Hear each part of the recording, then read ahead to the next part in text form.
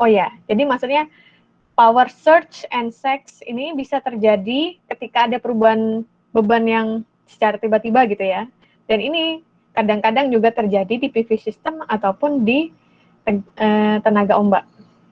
Kan dia juga variasi ya hasil produksi energinya. Nah, sekarang kita masuk ke discussion. Nih, kan tadi PV kalau untuk memaksimalkan kalau cuma satu modul ya segitu aja gitu. Terus kita pengennya dimaksimalkan gitu. Karena kita butuh dayanya ternyata lebih besar daripada cuma kapasitas sebuah modul. Apa yang harus kita lakukan? Kita harus melakukan kombinasi yang ini adalah seri, karena plus ketemu negatif, yang ini adalah paralel dari beberapa modul ini, ya enggak? Dan bisa juga kita harus melakukan kombinasi antara seri dan paralel. Nah, dalam pengoperasiannya nih, menurut kalian, itu tergantung apa? Mana yang lebih baik antara seri dan paralel? Ayo, mari kita buka forum tanya jawab. Coba, kira-kira siapa nih? Perkenalkan, nama saya Ghazali Fina Ramadan, nomor 4171029. Kalau misalnya menurut saya antara paralel ataupun seri tergantung penggunaannya, Bu. Tapi apabila kita penggunaan untuk mengecas baterai, otomatis kita memerlukan arus yang sangat banyak, otomatis kita harus memparalel PV-nya, Bu. Seperti itu. Dan kalau misalnya tegangan untuk mengecas baterai kurang, maka kita harus menserikan lagi PV-nya, Bu. Mantap. Oke, bagus. Terima kasih, Gozi. Yang lain? Coba, menurut kalian gimana? Selamat. Ya, Selamat kah? Oh ya, gimana Selamat? Kalau dari saya lebih ke paralel sih, Bu. Jadi misal di paralel ini satunya putus kan yang tadi Bu bilang, yang lainnya masih bisa nyala. Sedangkan kalau seri kan satunya putus, semuanya putus, Bu. Gitu sih, Bu. Baik, itu dari segi keandalan ya. Lainnya?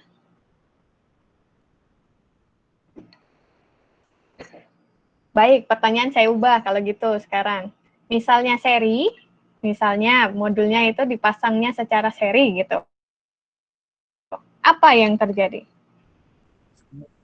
Dari kalau kalian lihat dari sisi tegangan dan arusnya, coba.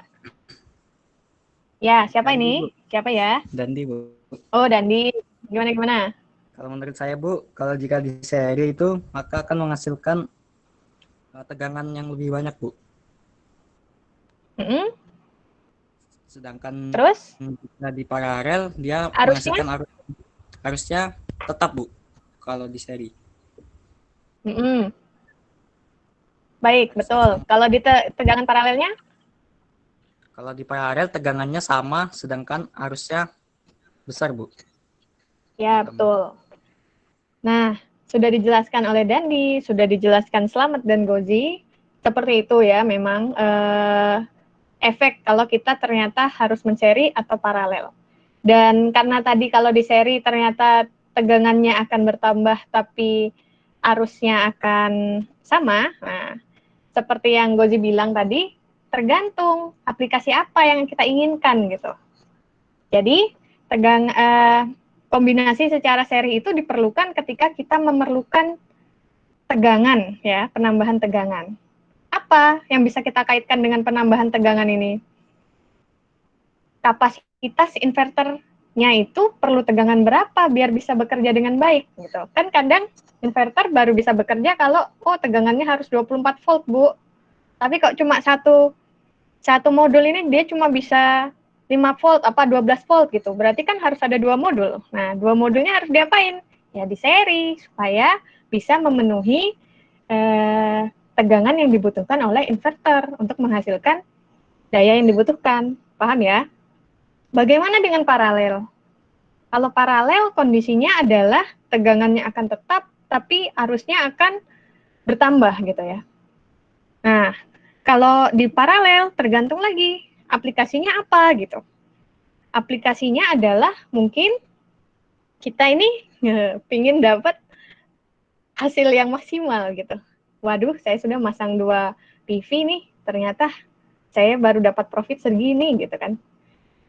Tapi saya pingin nambah profit lagi, saya beli solar panel lagi saya beli tambahan modul gitu. Tapi inverter saya ini cuma di 24 volt gitu. Tapi arusnya bisa 60 ampere. Nah, berarti kan si inverter bisa jalan kalau 24 volt. Kalau kita ternyata mau menambah kapasitas PV sistem kita, tapi kita tidak mau mengganti inverter, caranya dengan paralel. Karena dengan paralel V-nya tetap, tapi arusnya bisa bertambah gitu kan. Nah, itu manfaat dari seri atau paralel. Paham ya? Tergantung aplikasinya lagi gitu. Dan kalian harus memperhatikan efeknya pada inverter yang digunakan. Kurang lebihnya begitu. Sekarang kita lanjut lagi ya. Oh ya, saya belum present screen. Masih present ya? Masih bisa lihat kah ini? Bisa, Bu. Oke. Baik. Itu yang satu ya. Nah, ketika kita seri dan paralel, yang perlu diperhatikan, boleh nggak kita menseri atau paralel, tapi PV modulnya itu beda-beda gitu spesifikasinya. Yang satu, kalau yang ini, dia di seri ya, di seri tapi arusnya sama, tapi V-nya beda gitu. Kalau di sini, dia arusnya juga beda, V-nya juga beda gitu, tapi di seri. Kalau di sini, di paralel, beda-beda semua gitu. Boleh nggak ini? Menurut kalian? Coba dipahami. Atau ada yang sudah tahu jawabannya?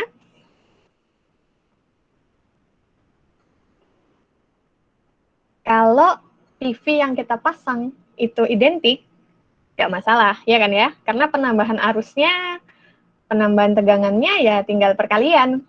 Bagaimana kalau spesifikasi dari PV yang akan kita pasang itu berbeda-beda? Apa yang harus diperhatikan?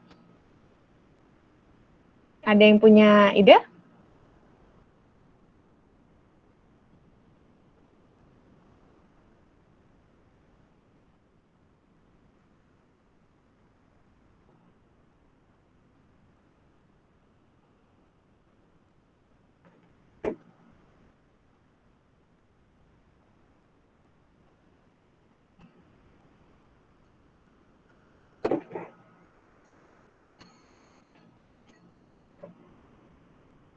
Jangan lama-lama, nanti kita tidur. Lihatnya dari sini coba. Ini tegangannya, ini arusnya. Satunya lagi ini tegangannya, ini arusnya. Sama, ini tegangannya, ini arusnya. Apa sih yang bisa kalian perhatikan di sini? Kita tahu bahwa sebenarnya ya, energi listrik itu gampang. Gampangnya gimana? Daya yang dibangkitkan harus sama dengan daya yang diterima, ya kan ya? Daya yang diminta maksudnya. Power balance lah itu intinya. Nah, power balance tapi tetap harus memperhatikan apa? Memperhatikan kapasitas dari penyalurannya, ya enggak? Ketika beban meminta, enggak. Ketika supply itu ternyata besar, bebannya adalah sekian, bebannya juga sudah sama dengan supply yang diminta, tapi kapasitas penyalurannya kecil. Apa yang bisa diaplikasikan? Ya hanya bisa menyalurkan sesuai dengan kapasitas penyaluran, ya enggak? Kalau di sini, ya, saya kasih clue yang satu dulu. Ketika ini kan yang berbeda adalah tegangannya. Kalau berbeda tegangannya, tapi arusnya sama, berarti kan kapasitas penyalurannya di sini tetap sama ya, 3 ampere. Sehingga tidak masalah, maka arusnya akan tetap 3 ampere. Arus totalnya. Bagaimana dengan tegangannya? Tegangannya akan penambahan dari 5 tambah 7 tambah 9. Ya enggak? Ya 21 volt gitu. Berbeda dengan di sini. Kenapa berbeda? Dia karena berbeda arusnya, jadi arus saluran sini hanya bisa mengikuti arus terkecil. Kenapa? Nggak bisa arus terbesar. Karena ini cuma bisa 1 ampere. Makanya total arusnya hanya bisa 1 ampere gitu. Bagaimana dengan tegangannya gitu ya? Tegangannya kalau di sini totalnya tetap sama, tapi totalnya tetap sama penambahan dari V1, V2, V3, hanya saja arus yang mengalir hanya bisa mengikuti arus terkecilnya. Sekarang, bagaimana dengan ini? Ketika semuanya di paralel. Apa yang terjadi? Kalau ini kan seri ya, arusnya harus satu terowongan gitu. Misalnya aja kalau kalian gabungin selang besar, selang sedengan, sama selang kecil. Yang paling penuh bakalan, misalnya kita menghubungkannya dengan keran, yang paling penuh pasti cuma si keran kecil kan? Keran besarnya pasti nggak terlalu penuh, ya nggak sih?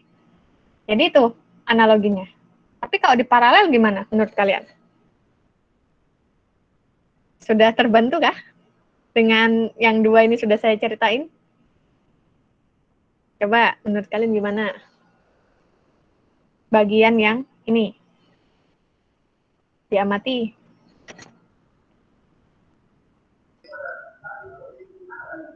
Siapa? Oh, Iqbal. Iqbal yang mana nih? Saya pas lihat absen tuh ada Iqbal siapa gitu. Satunya lagi Iqbal siapa? Ini Iqbal NIM berapa?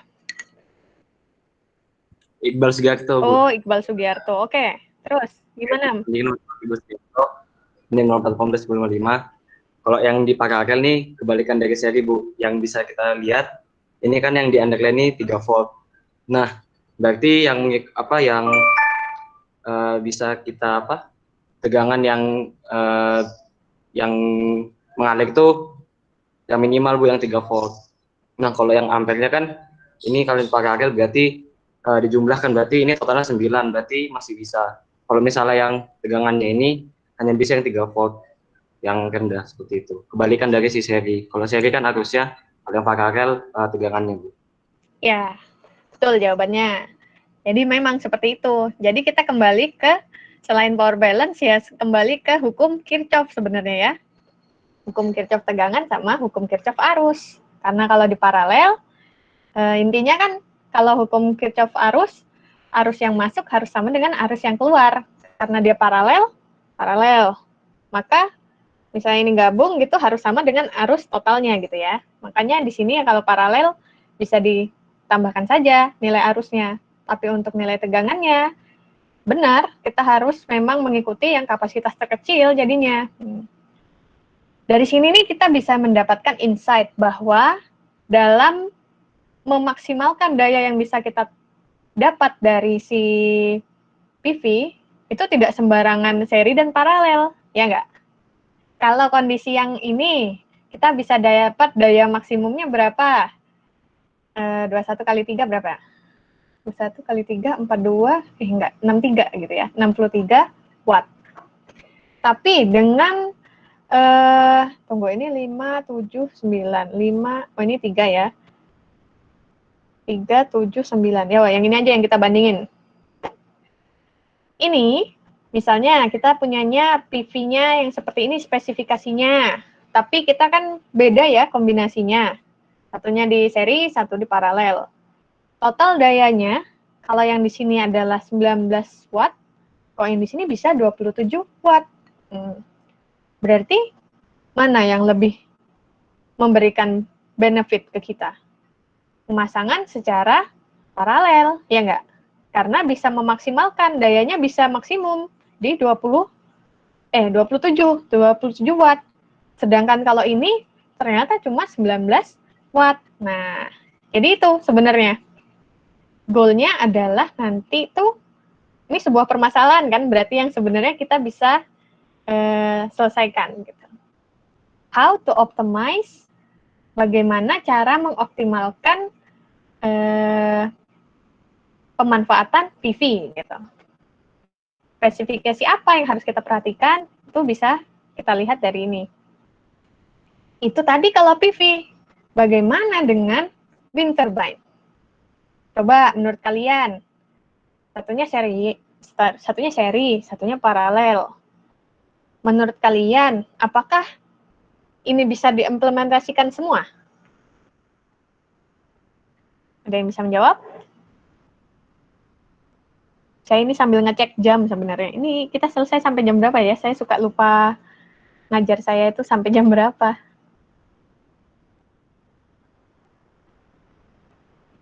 Coba, menurut kalian, bisa nggak si wind turbine ini dikondisikan sama kayak PV?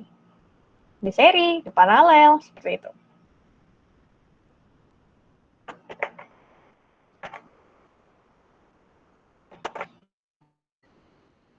Dari tadi cowok-cowok, cewek-cewek mungkin ada yang mau jawab?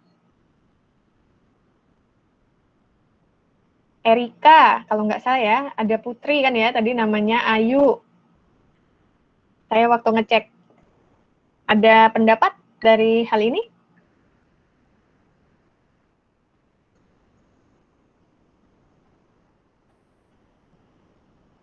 Salah.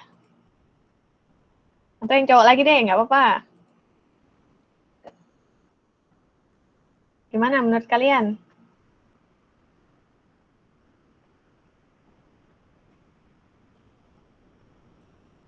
Ya udah, saya buka saja ya, karena kayaknya sudah mau habis nih ya waktunya.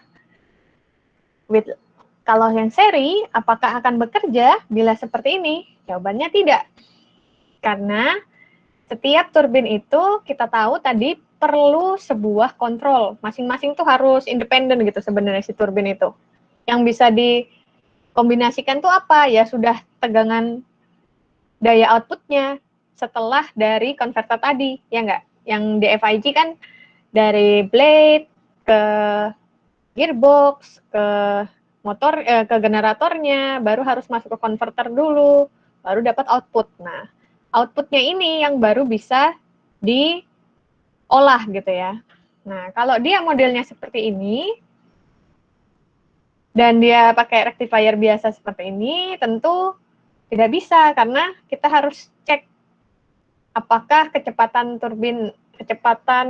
output turbin itu sudah sesuai dengan standarnya. Agar apa? Agar daya yang dibangkitkan itu memenuhi standar, dan agar level tegangan yang dibangkitkan juga memenuhi standarnya, begitu ya.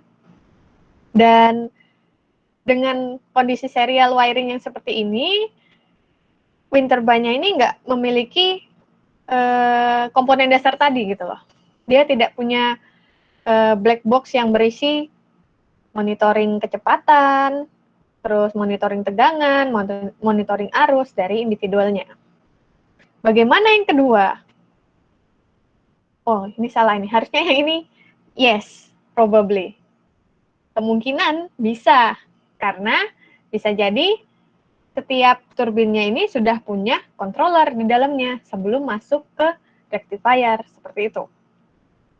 Jadi, dan pertanyaan dari aplikasi ini sebenarnya adalah ketika yang ini tadi ya, apakah menurut kalian efisien memasang sebuah wind turbine untuk remote untuk sebuah rumah saja? Menurut kalian apakah ini cukup menarik bila dibandingkan dengan PV? Mana yang lebih menarik? Mengaplikasikan wind atau PV untuk rumah saja gitu. Mana yang lebih menarik?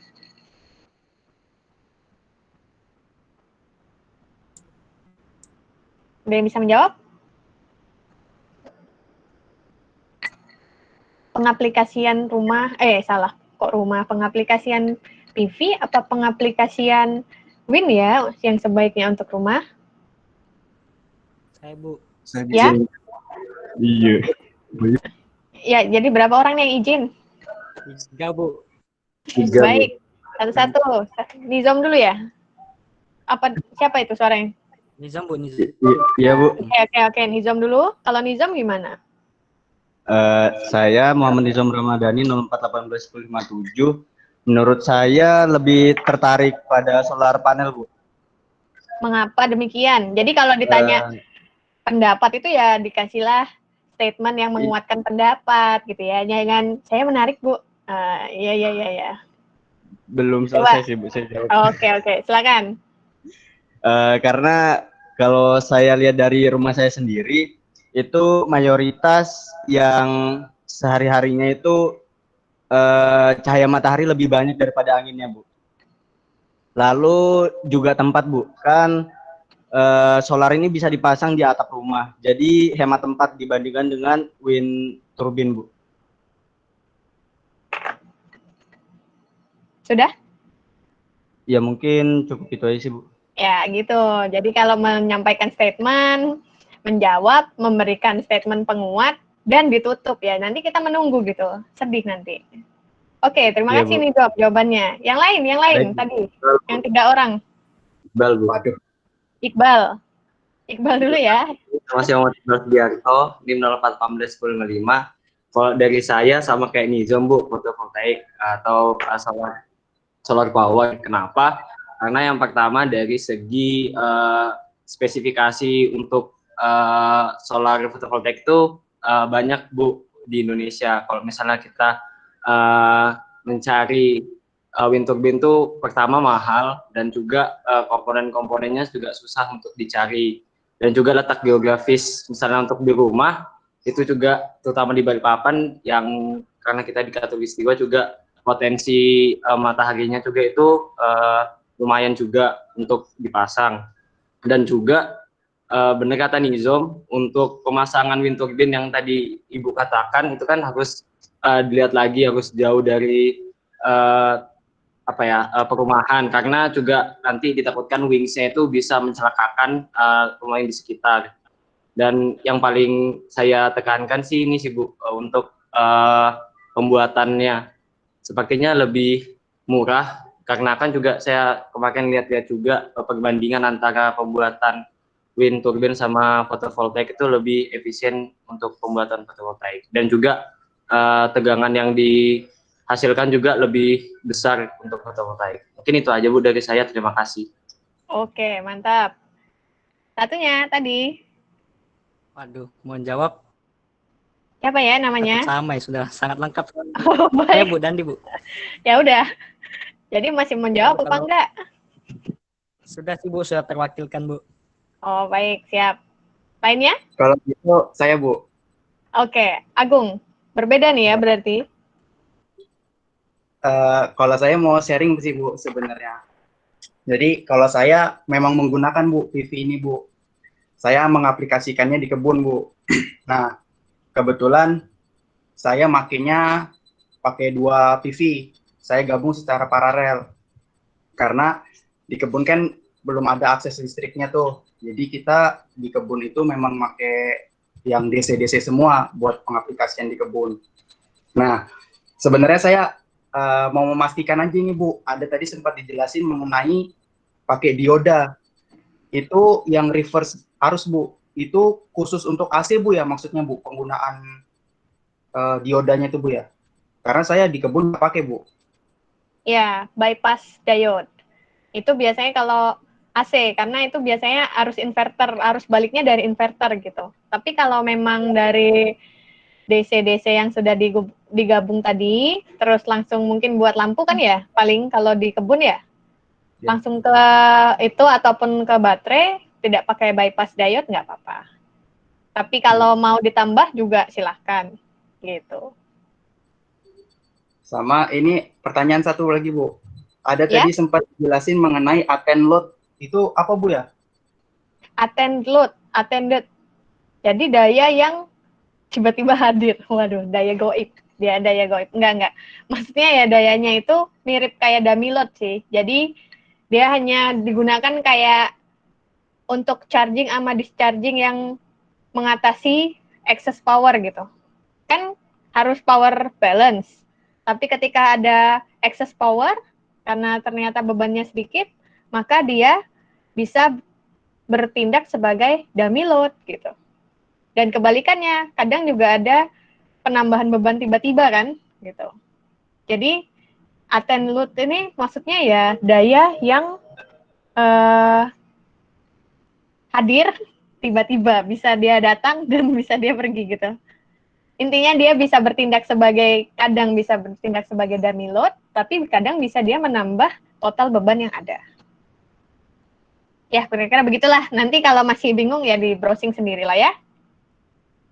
Menjawab lah ya, sedikit. Iya Bu, terima kasih Bu penjelasannya. Oke. Ya, begitu saja. Berarti ada lagi kah? Sudah waktunya habis nggak sih ini?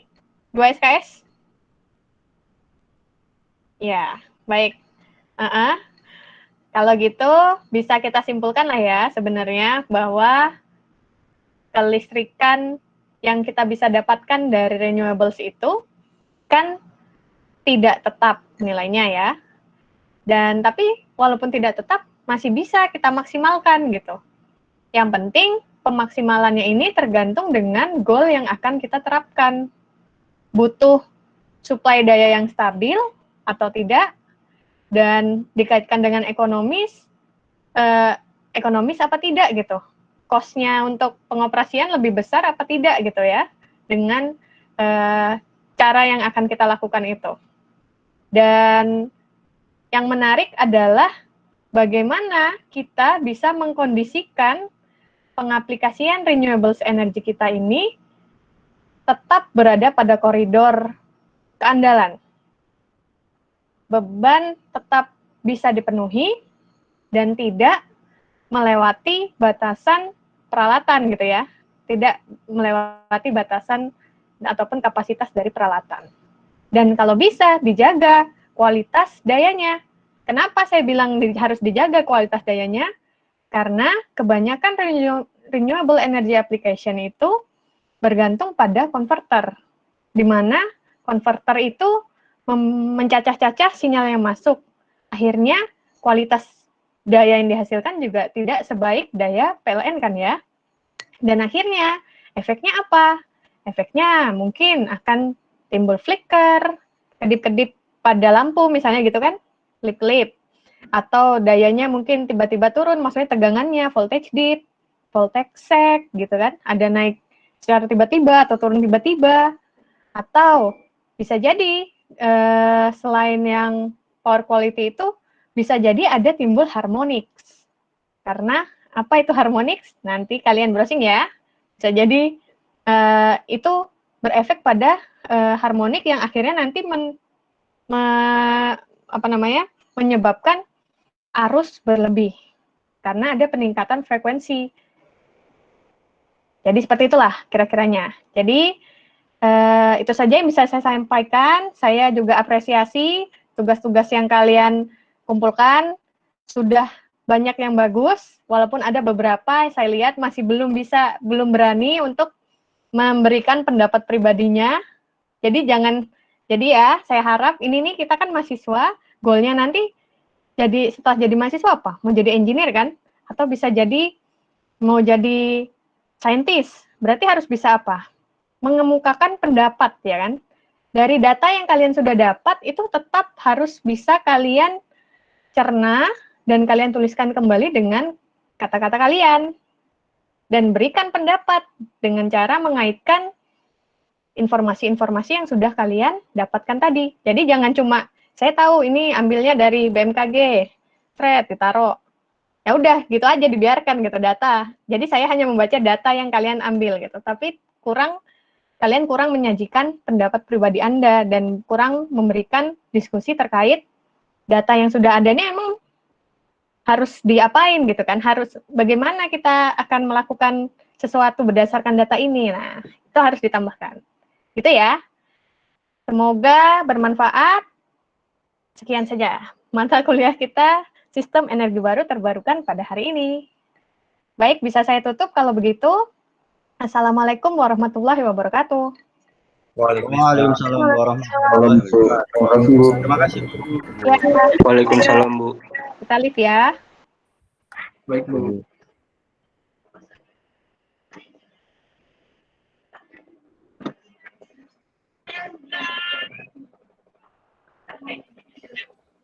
dahsyat seperti Pak Yun.